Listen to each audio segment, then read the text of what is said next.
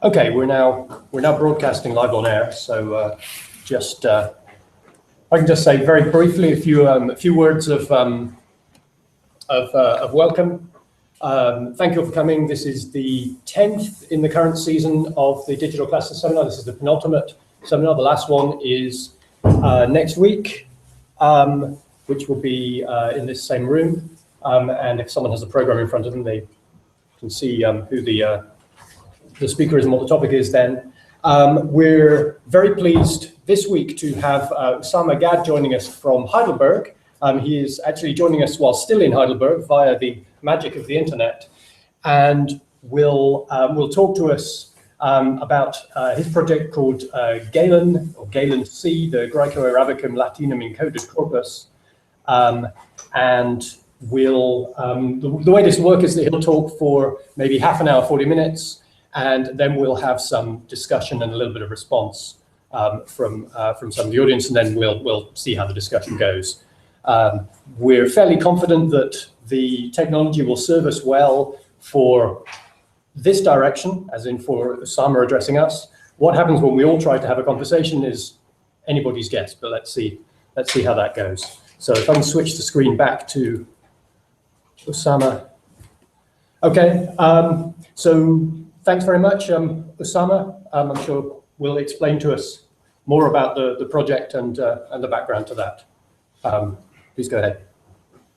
Thank you very much. Thank you for having me in the seminar, and good afternoon, everybody. I don't know who are in the room, so good afternoon to all of you, and thank you for coming to this.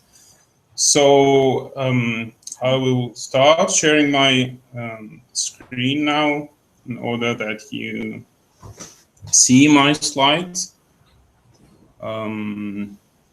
It is, I hope that now you are seeing my slides, and I will start. This is the first slide, and as has been announced, this is what I call it GALENC, and I say that it is a proposal to recognize Arabic in the digital media of classical studies, and I have divided this in two parts. The first part is kind of a general introduction to the topic, in which I have 7 items, what I'm trying to do, where did I start it, and why Arabic is Arabic relevant to classical studies,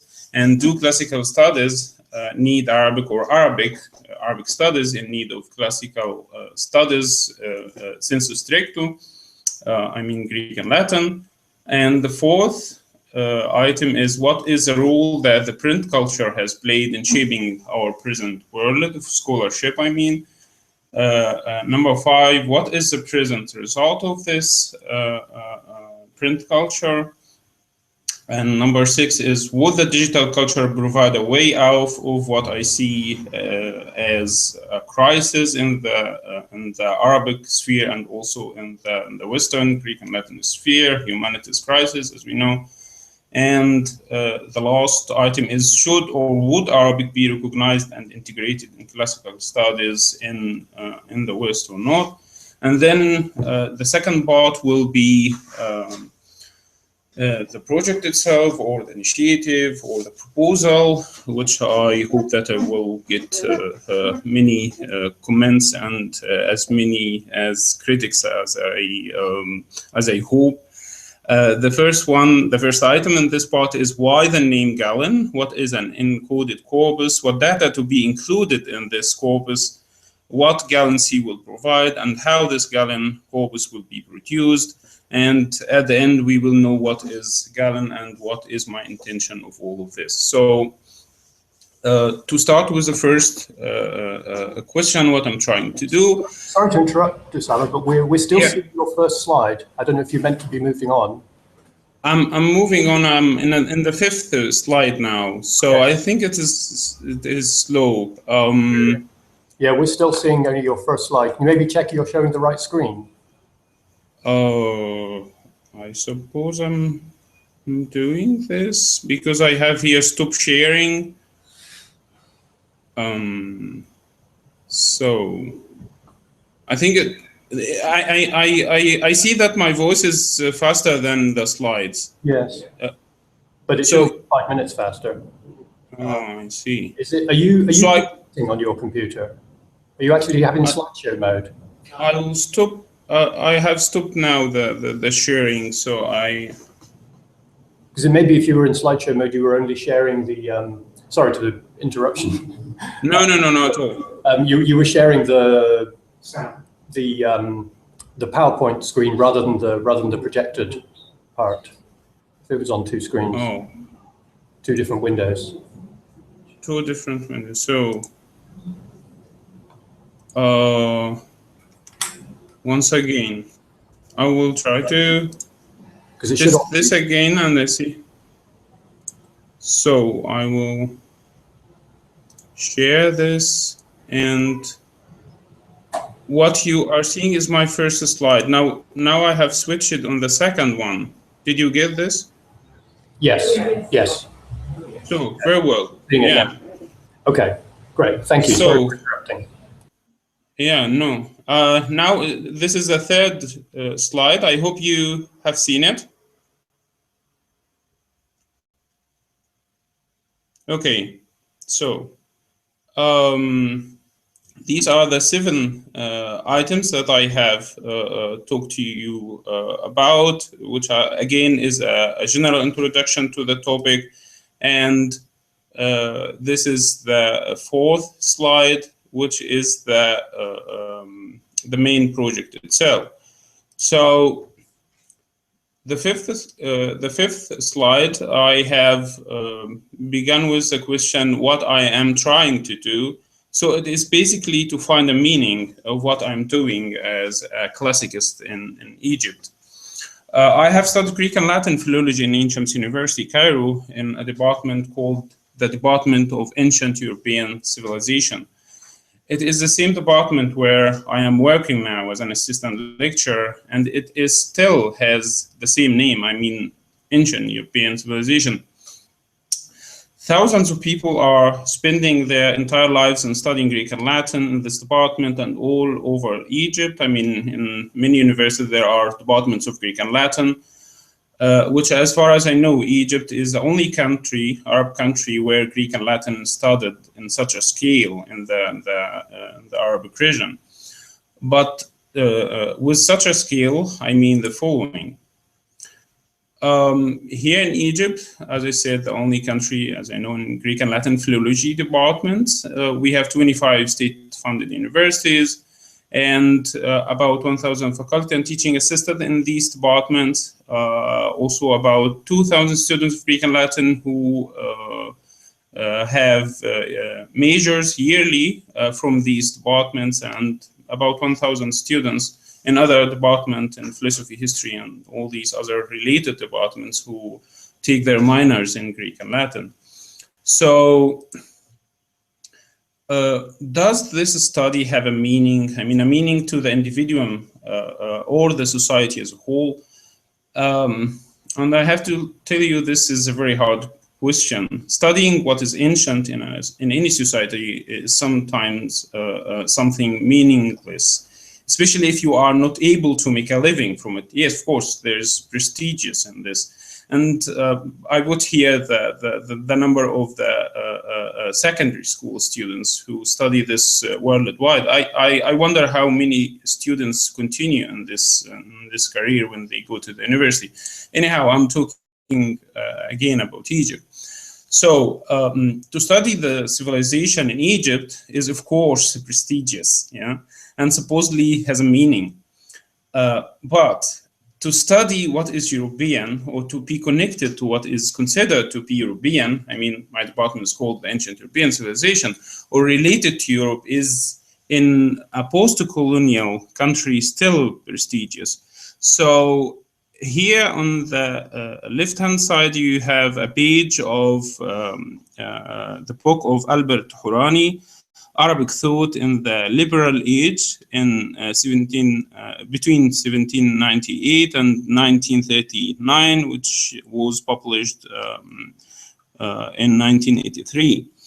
In this page, Hourani states that Taha Hussein, one of the Arabic intellectuals of the so-called liberal age in the Arabic world, and the one who founded or revived the Greek and Latin studies in Egypt, saw the European civilization as a superior civilization of the human history. So we see here something like exceptionalism or Eurocentrism. Anyhow, to move forward in this idea, the questions here are the following. Do my study and work, I mean Greek and Latin, or as they call it, ancient European civilization, have a meaning to me in the society where I live, i.e. Egypt, whose history of civilization predates that of Europe? Is this related to my mother tongue, I mean Arabic? That this European civilization has to do anything with the religions of the people who lives in this country and the country around it in the region, the Middle East? You know that most of the people in Egypt are Muslims, but there are Christians who live there in the same country and speak also Arabic. The Arabic is their mother tongue. But their religion is not typically, as I say, European. It's very much Egyptian, Coptic, and has so much to do with Arabic, their mother tongue, and of course has to do with Islam. So I began to answer all these questions, and again, I began to read all these books, which is very wonderful. Of course, Introduction to Cultural Studies by Alida Asman here is a very useful piece of work. Of course, Edward Said, who was himself from the Middle East and Orientalism, his book is very famous. And of course, I have not read to Noam Chomsky, but I have heard him through that YouTube, and I am a little bit familiar with his thoughts and thinking. To speak a little bit about Greek and Latin, so we do have now Dimitri Gota's Greek Thought, Arabic Culture, and of course Charles Bournet, Arabic into Latin in the Middle Ages, and the last book, which I suppose to finish its translation into Arabic, is Before and After Muhammad of Garth Foden, who is now in Cambridge University, the professor, Sultan Qaboos Professor of Shared Values. And this is a very interesting book, and there is a lot of ideas and thoughts and research ideas in this book, and it's a very interesting piece to read it and to start with it in getting an answer about all these questions. So another source of this thinking is, of course, what Gregor Crane posts in his blog about our field in Europe, in the States, in Germany, and of course also in Egypt, and his projects with Open Persian, Open Arabic, and all these things. So I began to blogging, and this is the picture of my blog, Classics in Arabic. And in this blog, I began to gather material which has to do with Arabic in the classical studies, or Arabic scholarship about classics, or whatever material that has to do with Arabic. And now we could jump into why Arabic. So I think anyone looks at this webpage and this project of the Glossarium Graeco-Arabicum, of the medieval translation from Byzantine Greek into, as you say, classical or medieval Arabic, he will have a clear answer. Or if one looks at this project too, which is also collects the glossaries of translation from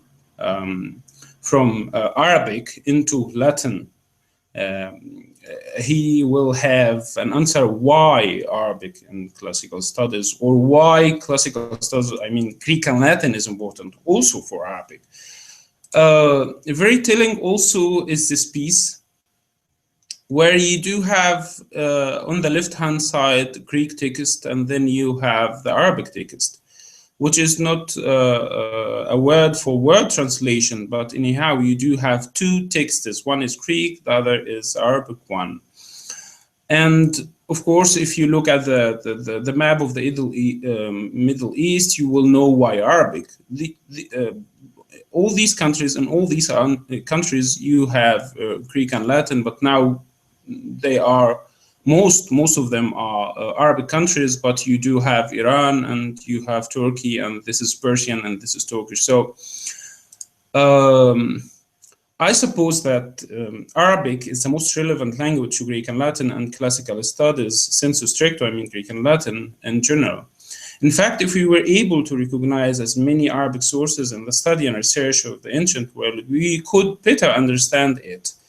Greek and Latin approaches are only half of the picture, as I believe it, so as Arabic approaches to the history, language of this region are only half of it. Just look at the papyrus or at the map. So the question, do classical studies in need of Arabic or Arabic in need of classical studies? I suppose yes. I can hear many voices saying that we don't need one another. Neither Arabic studies is in need of classic, nor classic are in need of Arabic. I believe, however, that both sayings are historically, at least, not correct. Both sides, I mean the East and West, the Arabic and the Greek Latin, or the Latin West, have emerged from the ancient world in roughly the same time. I mean the beginning of the 7th century. Assimilated the philosophy of the ancient world, every side in its own way, assimilated the knowledge, and to a lesser degree in both sides respectively, its culture, which is called Pagan, then continued in similar interactions until the invention of the printing press by Johannes Gutenberg in the 15th century.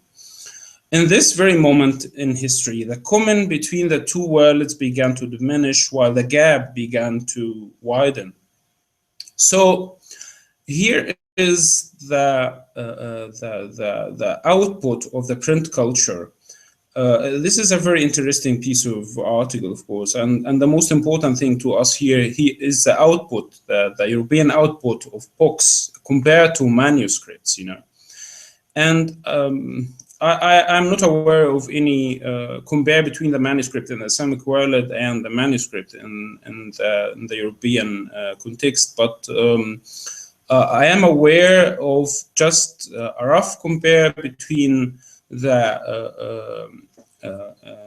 output, European output from books, and the books under the Ottoman empires, which has occupied the Arabic countries, and as you see, 1 billion books is the output until the 18th century, where in the Islamic world until the 18th century or the first half of the 19th century, 142 books only were produced in this country. So the gap is enormous. So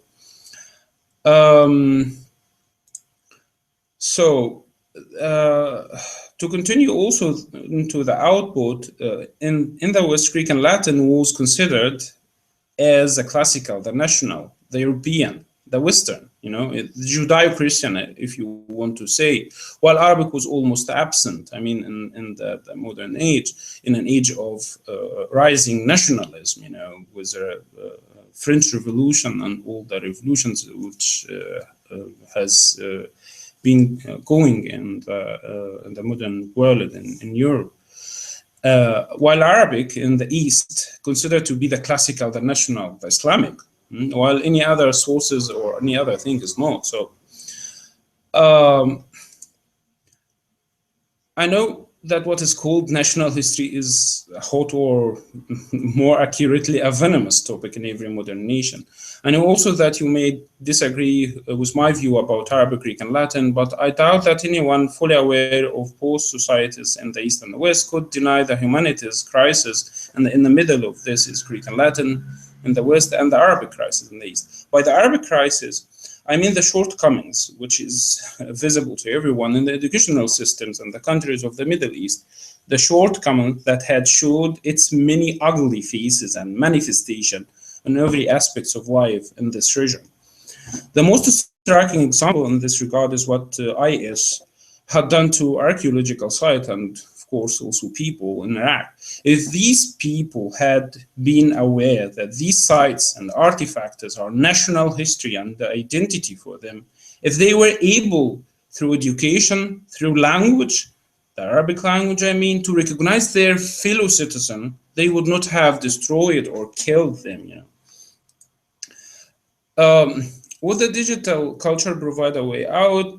Both of these crises are not in any way, I know that, and not in any way comparable in size or effects, but both are, in my view, the present product of hundreds of years printed culture promoting what is supposed to be national history, omitting in most of cases the other half of the picture of our common past as humanity. So I suppose that we, by providing the digital space with as much Arabic sources and translations of sources not originally in Arabic as we could, we would, in my view, complete the picture of our common past, prove serviceable and relevant to our modern day world, and remedy some of the inherent problems caused to the fields of Arabic studies and classical studies by the print culture, as I as I see it. Would Arabic be introduced to classical studies? This is a very hard question, especially if one asks the question the other way around. I mean, would Greek and Latin be recognized in Arabic studies in the East? But I would say yes. It's sometimes tempting to think that Arabic will be recognized in the West, just as Greek was introduced to the Latin West after the fall of Constantinople in 1453. By the way, it has also coincided with the invention of a new medium, the printing press. Back then, I mean the period before 1453, the Latin West was recognizing Arabic sources, philosophy, and knowledge, but by the fall of Constantinople, it became to recognize also Greek sources, philosophy, and knowledge in their original language, not through Arabic. Anyhow, this is the general introduction to the topic, and I hope this was not very long. And now to the project or the initiative itself. So why the name? The Galen here, we all know who is Galen. Galen is a content as well as a symbol in my project. The symbolic of this name comes from the fact that many of his books were translated into Arabic by Hunayn ibn Ishaq al-Abbadi, who lived in Baghdad, the prominent and most fruitful translator of Greek medical and scientific treatises in his age, the 9th century. So, and these are the Wikipedia about these two men.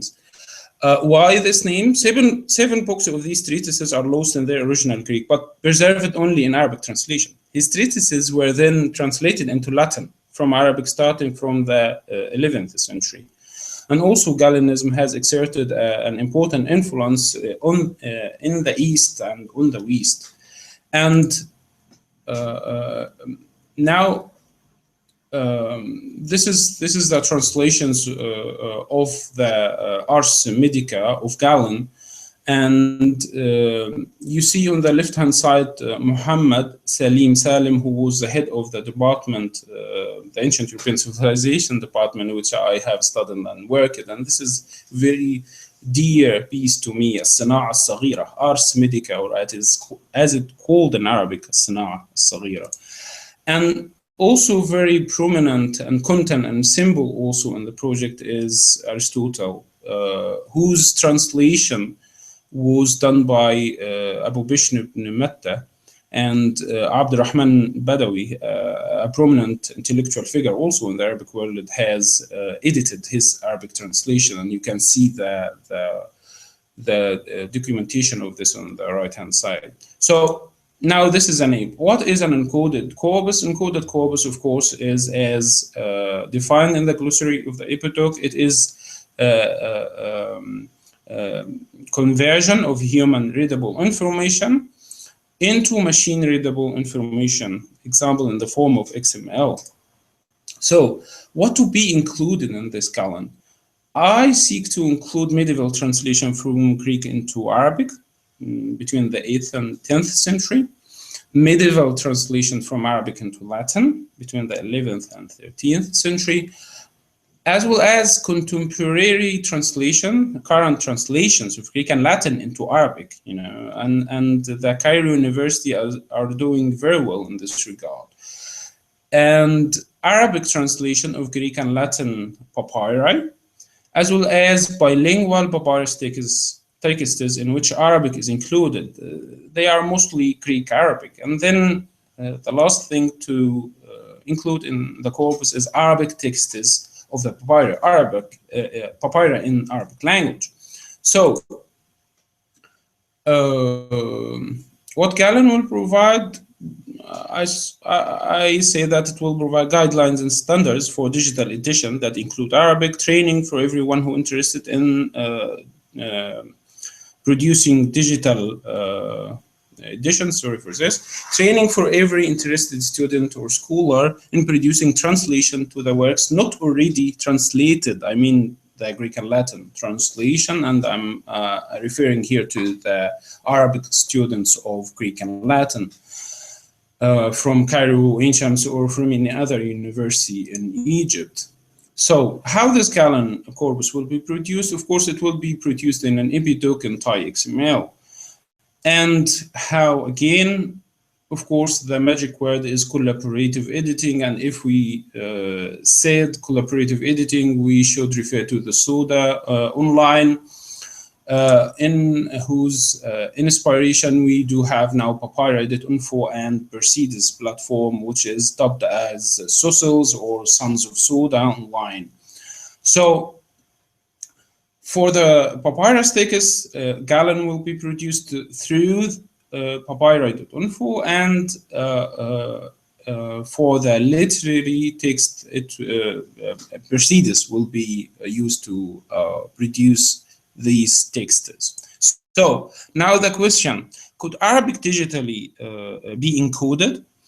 Arabic, of course, as you know, is an RTL language, right to left. So it's hard to accommodate it in platforms that are designed to host corpus of texts such as Greek and Latin, whose direction is LTR, left to right. So as you can see, this is a Greek, the first Greek verse of the Homer's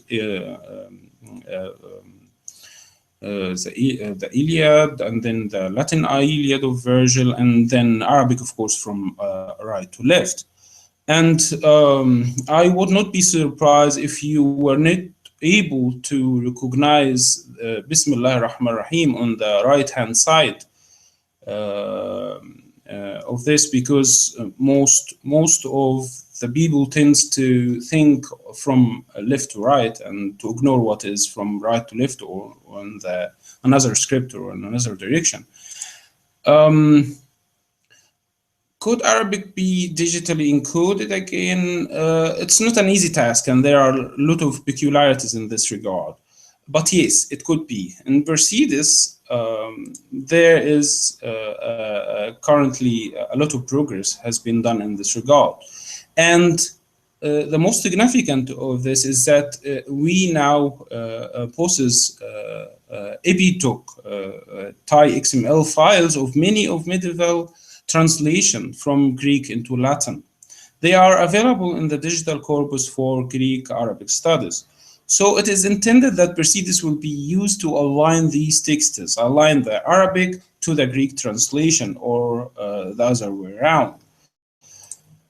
And this is a slide and a picture of this of this project, and it's an ongoing project, and it's a magnificent one. And as you can see here,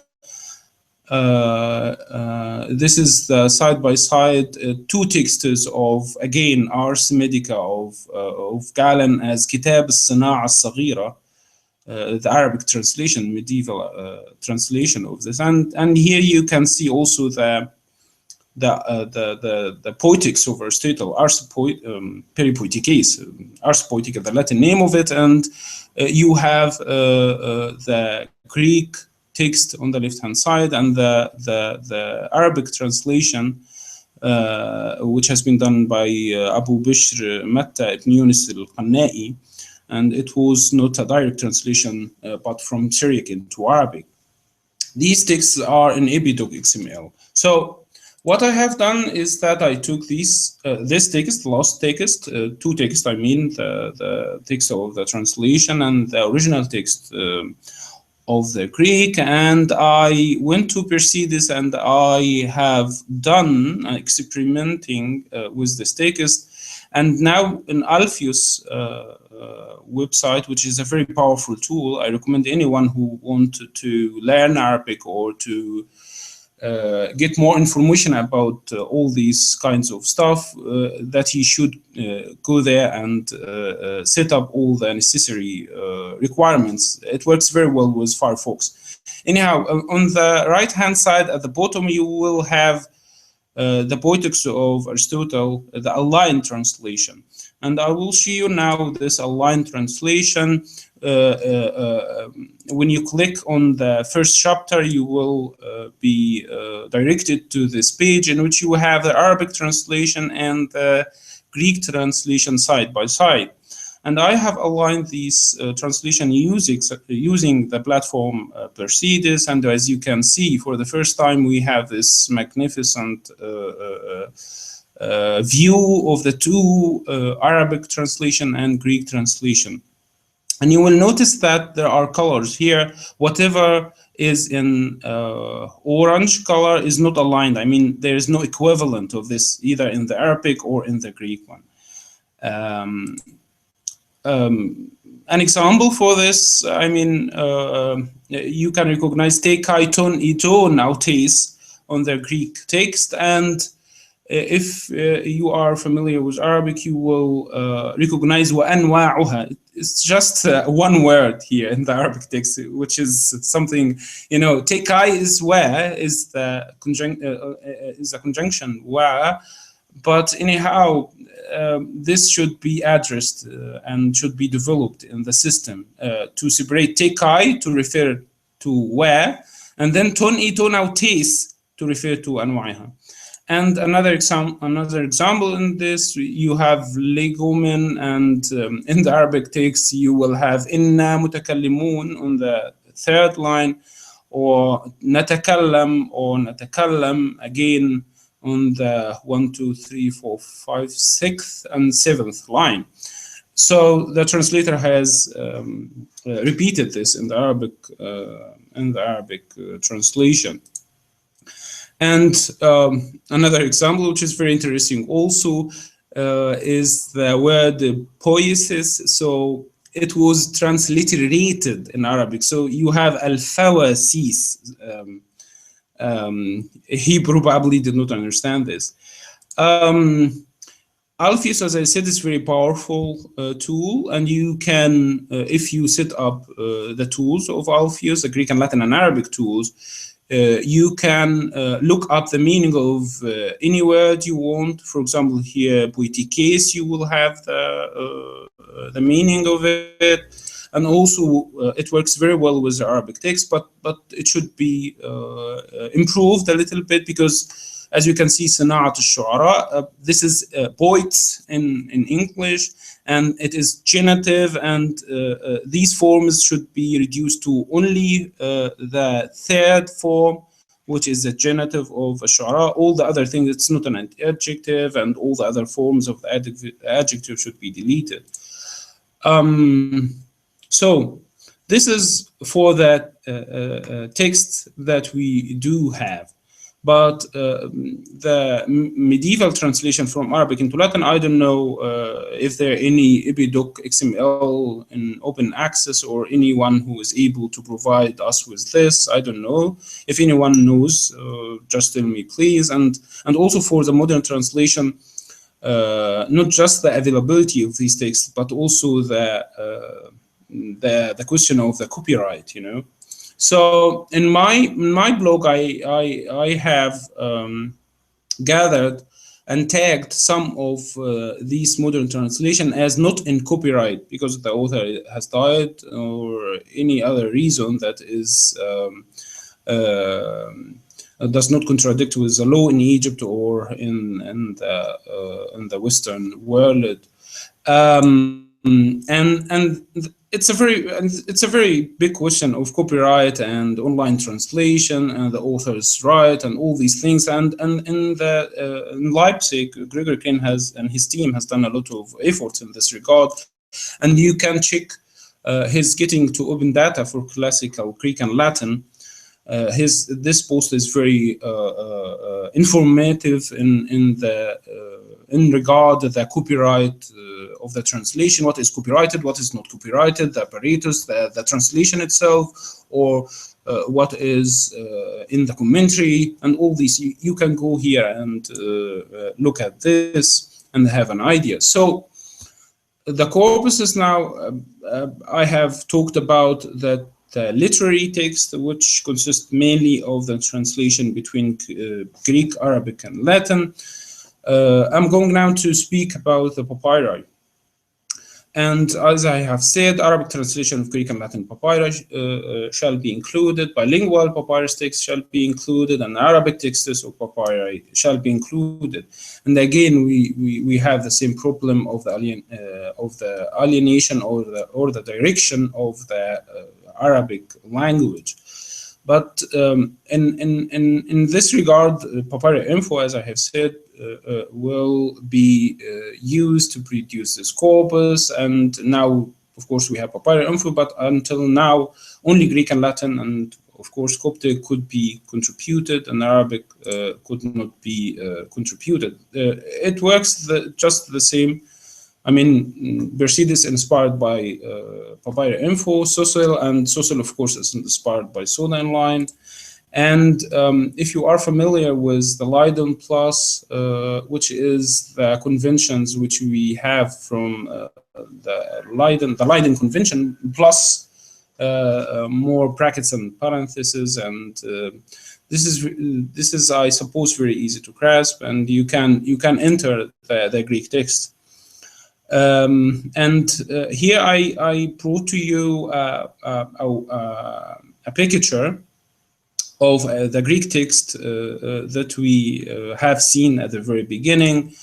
And as you can see, the Greek text, you have 4 lines, and you have Arabic text, which has 5 lines after the Greek text. And here what you have in papyri info now, if you go to papyri info and go to this text, which is Sammelbuch volume 6, 9576, you will have this, which is very early text and very informative also, because in the Arabic text that you have in the papyrus, there is a date which is dated with the 22 year of Hijrah, and it is the same year that we still use in the Islamic world, in the Arabic Islamic world. Of course, in the Greek, you have this system of indictions, which is not anymore in use in the West. Anyhow, this is the text that you do have in the papyri info. I have experimented with Leiden Plus, and here's the result. As you can see, the Greek text on the top, and Bismillah ar-Rahman ar-Rahim has ma akhadha Abdullah ibn Jabir. This is the Arabic text. I mean, it works very well, you know. And the Leiden Plus, as you can see, again, the main problem of left to right and right to left alienation or direction of the language.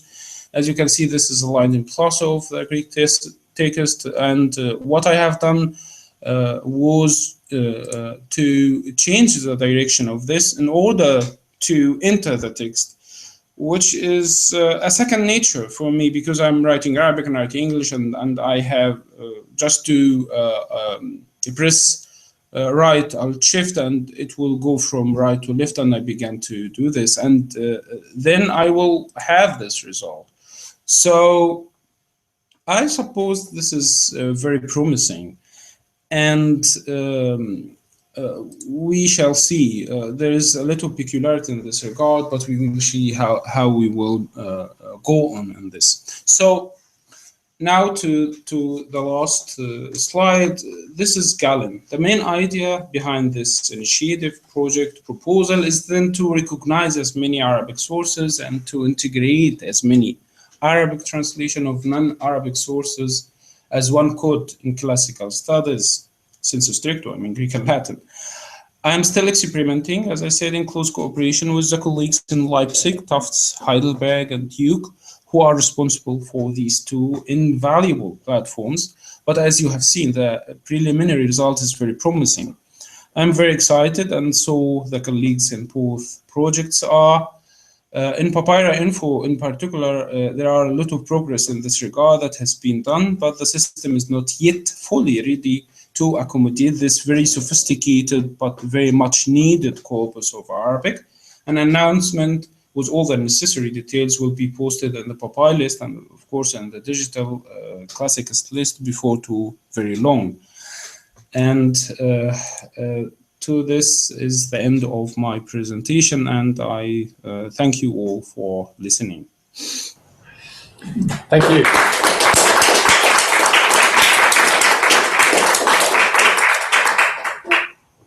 Great, thank you very much, Usama. So we'll have a little bit of discussion about this now. Eleanor Robson from UCL is going to sort of kick off and lead the discussion a little bit. Yeah. I'll certainly come. I don't know if you want to keep showing your slide or whatever. I'll switch. As you like. Yeah. Hi. Hi. How are you? Yeah. Hi. Yeah.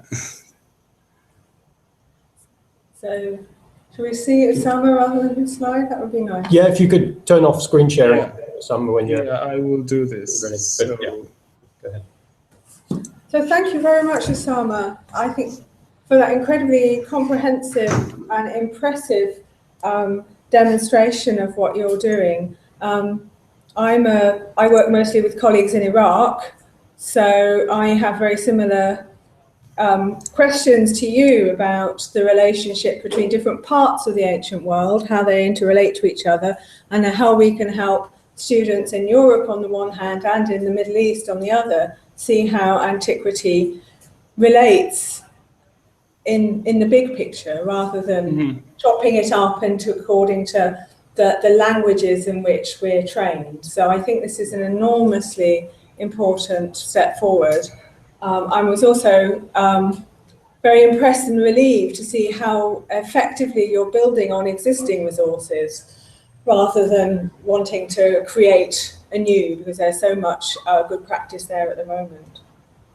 I wonder if you could tell us a little bit about how you see the practicalities of this project going forward, because it's big, it's very impressively large, and you're just one person. How is it going to be funded? Or are you going to hope that we talked a little bit about collaborative models of editing? Maybe you could tell us a little bit more about how you'd like the project to grow practically. Yeah, it's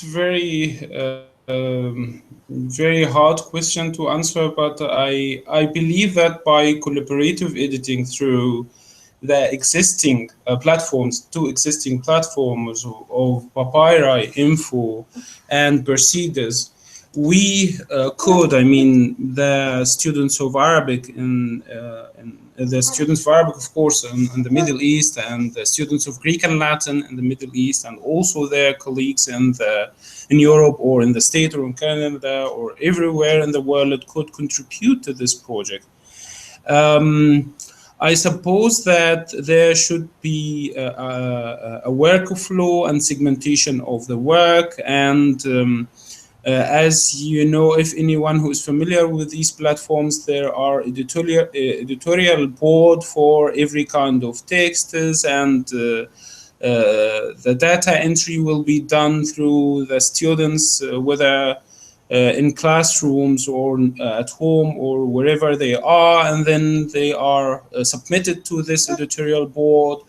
And the editorial board two of the editorial boards have to say that this is okay, this could be pushed to produce, and we could have it in the papyri.info or in the proceedings. And this is a huge task, which of course involve coordination between the colleagues in the Middle East and Europe and the States and everywhere.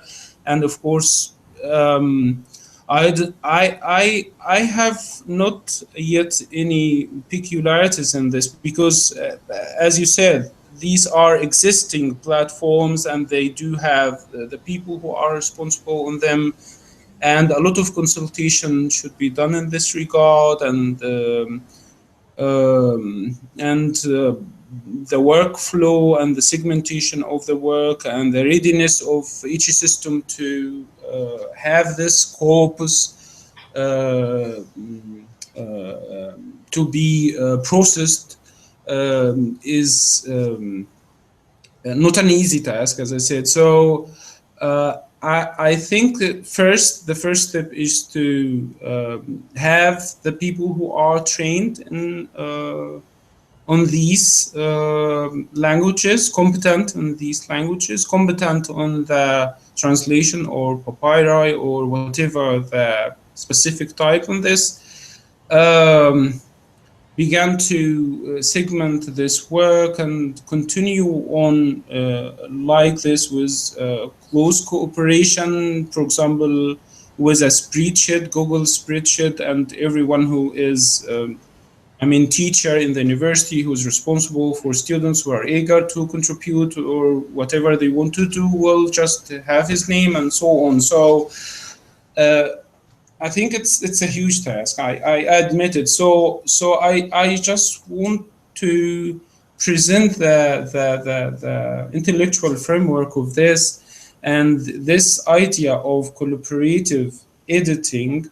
And if anyone is eager to do this, he can contact the people who are responsible for this project, or wait until the announcement reaches him in his inbox after these projects are ready to accept this type of text. Is very complicated, sophisticated type of text, because sometimes you have Arabic and Greek and Coptic on the same text, or Arabic, Greek, or Latin on the same text, and so on. So I think we should wait until an announcement has been done. Good. Well, there are lots of other questions from the audience here. A whole variety of people. Does any hands up who wants to ask? Charlotte. Do you want to come up so you can is that the easiest way? so that Usama can see you and hear you? Hello, how do you do? Hello, fine, and you? I'm very sympathetic with your experience with trying to write Epidoc in two directions, moving from one direction to the other. It's a nightmare. It is possible, but we've spent a lot of time on it. I wonder whether describing what you're trying to do, whether the very first step is simply to create a list of all the stuff that is already out there, both in properly digital form and also in PDFs waiting to be scanned. I know that's very much Greg's kind of approach. The first thing is just to try and find out what's there, and then a subset of what's there that isn't in copyright, which is, as you say, a problem. And in building that collection, you already create something very useful, which perhaps then brings you, starts to create the community of people that you want. I wonder whether that doesn't come first before getting people doing complicated things in persons. Yes, I agree. If I said this, I'm sorry if I have been wrongly understood. This is the very beginning and the first things to do in this regard, to identify what is there, what is not processed, what is not processed, what is in copyright, what is not in copyright, and what is in PDF, and how to do this into XML. And then at the end, we could use these platforms. I may have rephrased this or said it in a very bad way, so excuse my bad English, but anyhow, this is the very beginnings in this project. And this is a very huge task also to identify all the material, where they are. Exactly. Yeah, and who is responsible about them, who is the author, if he is still alive or is dead, or maybe if he is still alive, he want to cooperate, if this is a modern translation from Greek into Latin. And yes, this is a very huge task, but what I have tried to say is just the idea of collaborative editing, the idea of identifying these things, not just to say this is Arabic and to put it aside. As you know, an archaeological site in Egypt, yeah, this is a very big problem. If you have a Greek and Latin papyrus, yeah, this is wonderful and we could work on it. But if you have say a Greek, an Arabic papyrus or an Arabic ostraka, you put it in a box and just say that there are 300 items in this. Anyhow, this is very important question, and I agree that this is a very huge task, and this should be done first. And I have done some work on this, but I have begun to realize that this is beyond my own capabilities, because I have just tagged a few copies that they are not in copyright in my blog. So there are a lot of challenges in this regard, and I would say that in every item that we do have an Arabic language, we do have a challenge from the very beginning to identify it until the very end, to put it online in the platform under a license which is open access, which I want to have all this open access, in open access license online. So it's a very huge task, and I don't think that I could do this in 5 or 10, or I myself or anyone who is interested, you know. I mean, it's a huge task, and whenever I talk to the people in Egypt, they say the same. This is a very huge task, but I see the possibilities. Why not? Absolutely. No, and I think the bibliography that you're creating is going to be a very, very useful tool itself. And that's why if you create a bibliography to which people want to contribute, because it makes their own work more visible, then, yes, then you start to have real leverage. So I think it's great. I mean, good. And I'm sure, but it's that way of making people feel it is to their own advantage is often. Yes. Yes, this is what I'm really trying to broadcast very loudly, that all the people, now we do have a new medium. It's not printed anymore. We are moving into the digital culture. It's a new turn, and everyone should be ready for this. I know that all our works and endeavors in this regard are very valuable to all of us in the Middle East or in Europe or wherever we are. This is something that costs us time, money, efforts, and many things that are very valuable, and these are valuable works, but we should be prepared to show what we are doing, to tell the people that I have translated this piece, and this piece is not in copyright, and I have worked on it. And so it is gradually going on, and here we witness, we are very, blessed to see this turn between the print culture and the digital culture. And it is basically the same that we, or the people who shifted from the manuscript culture into the printed press and began to do this. I think this is the same media, but now it is not only in Europe. We do have this also in the Middle East. The Middle East, in every house, in every university, in every place in Egypt or in the Middle East, the internet is there and the people are there. And of course, we all know that what is called the 25th January Revolution was initiated through the new media. So now we are witnessing something in the society, in the world, in the scholarship itself. So yes, it is an ongoing process. Excellent, thank you. Are there any other questions or comments before we go private? I found the graphics very difficult to read. The heavy prints, bold prints, much more legible. Does anyone have any other comments for Usama? Well, you've given us a very, very comprehensive overview of what you've done so far and your plans for the far distant future.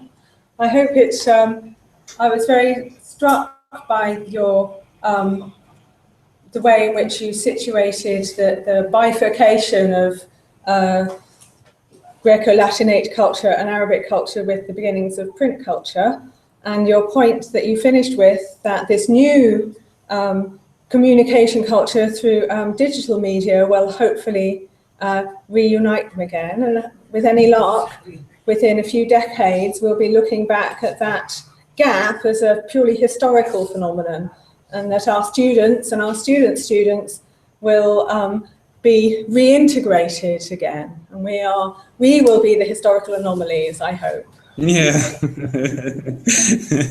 thank you very, very much indeed. Thank you. Thank you all. Thank you for listening. Thank you for your input, and thank you for having me in this seminar. Thank you. It was a pleasure. Thank you.